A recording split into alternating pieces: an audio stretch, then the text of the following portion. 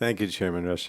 I'd like to begin by thanking the commissioners for being here today and for their collective work at the Federal Energy Regulatory Commission.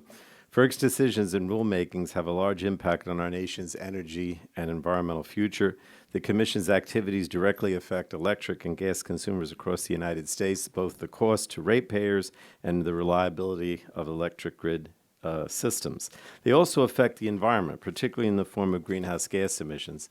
And I'm interested in learning how FERC intends to address greenhouse gas emissions in natural gas pipeline permitting approvals. To date, FERC's efforts to account for greenhouse gas emissions in the pipeline review process leaves much to be desired, in my opinion.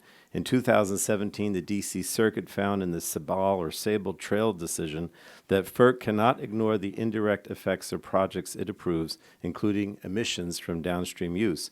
And I know FERC has great analysts who are up to the task of accounting for greenhouse gas emissions, but they need to be empowered to ensure that these impacts are fully considered. This is particularly concerning because FERC seems more than willing to approve any pipeline, even though the Natural Gas Act directs the Commission to only approve projects that are in the public convenience and necessity.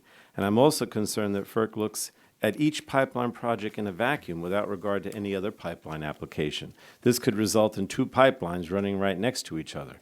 And I think we can all agree that it's just not a smart or responsible way of planning our system, particularly when people's private property could be taken by a pipeline company. The bottom line is that this whole process needs a more thoughtful strategy of planning and broad-ranging analysis.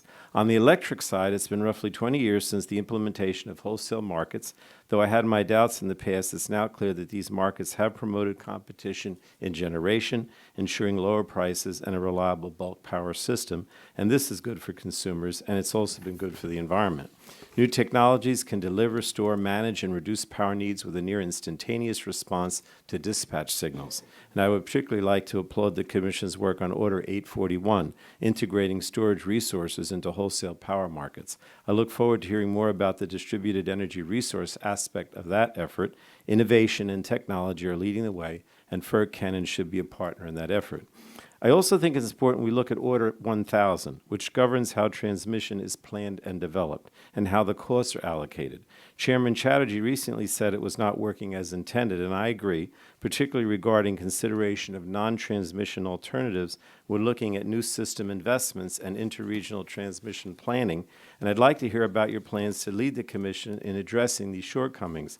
I also want to say that I'm not happy with the way RTOs are assessing their transmission needs, and in my experience in New Jersey, it's potentially resulting in the construction of unnecessary projects.